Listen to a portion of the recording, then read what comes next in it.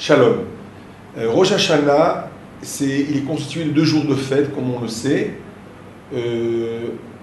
Il est marqué dans la halakha qu'il y a un minhag qui a été institué, qui a été pris par plusieurs communautés, de jeûner la journée qui est avant Rosh Hashanah. Il est très important de le faire si on a la possibilité, parce que il est marqué que déjà 1/3 de nos avérotes sont annulés et effacés grâce à ce ta'anit, si on a la possibilité de le faire. Mais dans les gens qui ont des difficultés, ils pourront le faire jusqu'à la moitié de la journée, et ceux qui pourront un peu plus, ils pourront faire jusqu'à Plaga Mincha, à peu près 1h30 avant la nuit. Et même si on jeûne toute la journée, on pourra commencer à consommer avant la shkia pour ne pas pénétrer dans la fête en étant en jeûne. Il est marqué aussi que Rosh Hashanah ont l'habitude d'aller au mikvé. Les hommes uniquement vont au mikvé pour se purifier avant le jour du din. Et donc, c'est pas une obligation dans la halakha, mais il est très conseillé de le faire. Il est noté aussi qu'il faut montrer à Kadosh Baruch Hu qu'on a confiance que tout le peuple, en général, va être exaucé positivement, et que pour cela, on va justement se couper les cheveux la veille de Rosh Hashanah pour montrer à Kadosh Baruch Hu qu'on compte sur lui pour nous donner une excellente année au peuple. C'est pas que chacun spécifiquement le pense. C'est difficile de se juger à soi tout seul. C'est on se rentre dans l'ensemble du Ham Israël, et en tant que membre du Ham Israël, on est sûr que Kadosh Baruch Hu va nous exaucer, va nous écrire dans le livre des vivants, et c'est pour ça qu'on va justement montrer à Hachem en allant se coiffer chez le coiffeur la veille de Rosh Hashanah.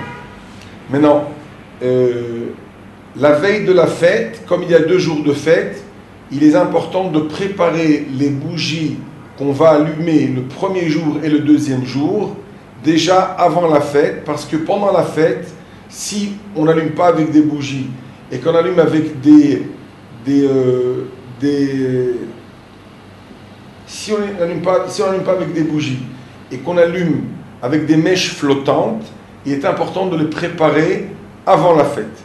C'est très discuté, il y en a qui pensent que c'est strictement interdit de constituer cette mèche flottante, donc il faut la constituer, la préparer, faire pénétrer la mèche dans ce qui est flottant déjà avant la fête. Maintenant, quand on allume les bougies de la fête, il est conseillé de le faire avant la fête comme Shabbat.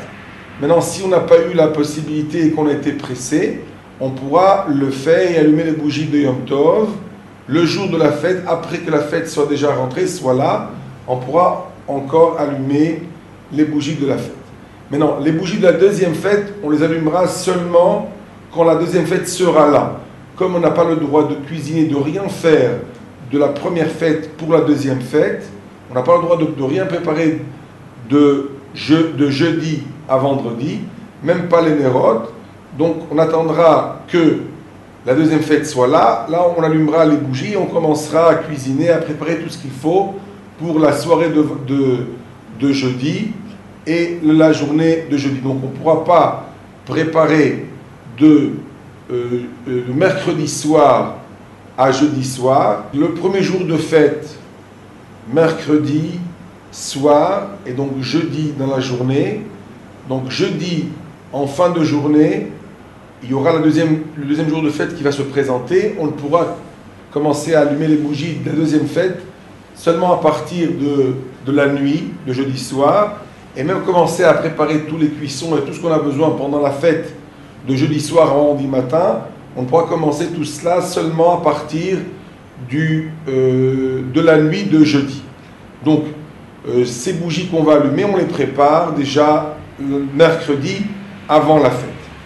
Maintenant, dans la Seouda, dans le Kiddush de Rosh Hashanah, il y a une halakha spéciale du fait que c'est le jour du din, c'est le jour où on est jugé. Donc même dans la Seouda, dans la halakha, il est noté qu'on ne pourra pas se conduire comme toutes les autres fêtes.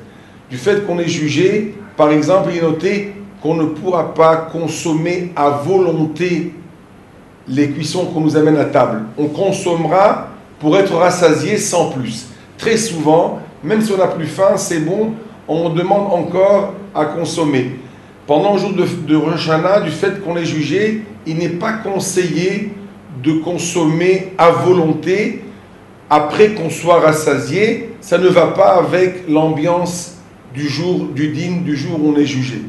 Même par rapport à notre apparence extérieure, on ne s'habillera pas, on ne se coiffera pas, on ne se maquillera pas d'une manière forte, d'une manière remarquable. On s'habillera normalement comme un Shabbat, on se maquillera légèrement, on s'habillera d'une manière normale, pas trop remarqué, pas se faire remarquer, parce qu'il n'est pas conseillé de venir se faire juger comme si on viendrait à une fête ou on viendrait à un mariage. C'est plus sérieux, la soirée est beaucoup plus sérieuse, donc il faut justement se conduire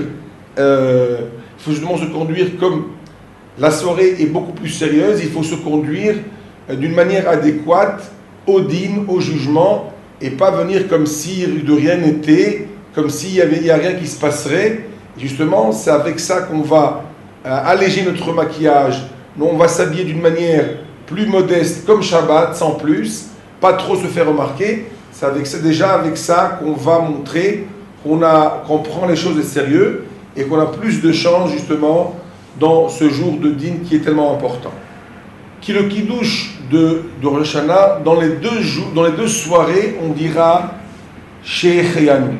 Même si on n'a pas la deuxième soirée un fruit nouveau ou un nouvel habit, on dira quand même Shehecheyanu dans le kiddush de la deuxième soirée. Le premier et le deuxième, on dit Shehecheyanu dans les deux kiddush, même s'il n'y a pas de nouveaux fruits. Il faut faire très attention, parce que tout ce qu'on fait comme simanim pendant Rosh Hashanah pour qu'on ait une bonne année, c'est un minag qui est déjà marqué dans la Gemara. Il faut faire très attention au plus important des simanim. Le plus important des simanim, c'est le siman de la non-colère. Il ne faut pas s'énerver pendant Rosh Hashanah, parce que Chas v'Shalom, comme ce qu'on fait à Rosh Hashanah, ça va refléter pendant l'année. S'il va y avoir une bonne ambiance à table, avec la famille, avec les enfants, avec tout le monde, pendant ces 2 jours-là, on aura aussi une année idem, pareil. C'est pour ça qu'il ne faut pas se mettre en colère pour n'importe quoi, pour que Chas v'Shalom, il n'y ait pas de colère durant l'année. La mitzvah de shofar, comme on le sait, c'est une mitzvah qui concerne les hommes uniquement.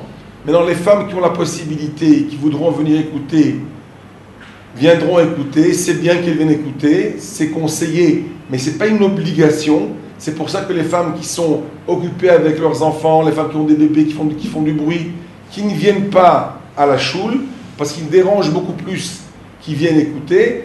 Donc, c'est cette mitzvah à avoir avec les hommes uniquement.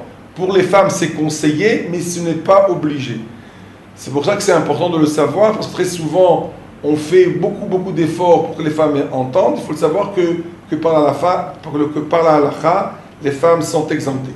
Ce qui est important aussi à Rosh Hashanah, c'est la tfila, la prière. C'est des prières qui ne sont pas habituelles, on ne connaît pas assez ces textes. Il est important de les côtoyer avant la fête, de les lire, de voir ce qu'on peut traduire et pas traduire, pour qu'on ait c'est important de savoir, c'est important d'avoir une notion des prières, de connaître les textes, de les traduire, afin qu'on puisse, le jour où on est jugé, de pouvoir prier comme il faut, et pas simplement de lire sans aucune compréhension. Alors, pleurer pendant la prière de Rosh Hashanah, c'est pas une obligation, même il est déconseillé de s'efforcer à pleurer. C'est marqué dans le pasuk, Al te'atzvu. Le jour de Rosh Hashanah, il ne faut pas être triste, il faut être sérieux. C'est vrai, c'est 2 jours très importants, mais pas être triste. C'est pour ça qu'il faut prier avec beaucoup d'intention, beaucoup de kavana. Et si il y a des pleurs qui viennent soudainement, au contraire, c'est marqué que quelqu'un qui pleure dans la tefila, ça prouve que sa neshama est haute, mais il ne faut pas s'efforcer à pleurer. Si c'est venu de lui-même, c'est bon. Autrement, on ne s'efforcera pas à pleurer.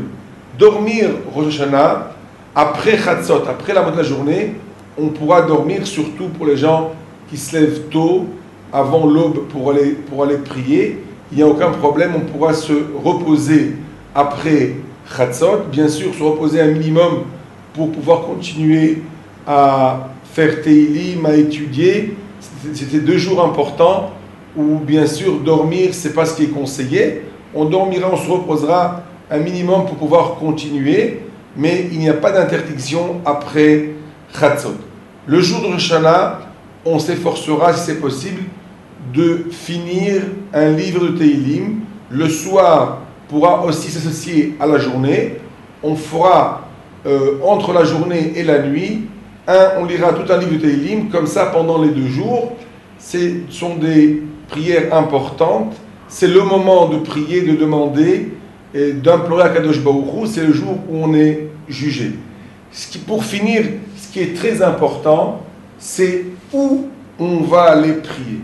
C'est même de base, je dirais, parce que vous pouvez vous préparer pour la fête, mais vous allez prier dans une choule, dans une synagogue, où il n'y a pas beaucoup de sérieux, où les hazanim, ce n'est pas des gens compétents, surtout qui va faire le shofar. Le shofar, ce n'est pas une trompette où on sonne comme ça. Il y a des halachot très très précises pour le shofar. Donc, déjà, préparer la fête, c'est préparer une place où prier. Où aller prier? Il faut faire attention d'aller prier dans une choule où les gens sont sérieux, où les gens prennent les choses au sérieux. Surtout un Baal Tfila, un Shelach Tzibour sérieux qui sait prier, qui sait mener une Tfila pour amener le public à prier sérieusement. C'est un détail qui est de base et il faut prendre ça au sérieux pour qu'on ait une excellente année pour nous et pour tout l'âme Israël. Amen. Amen.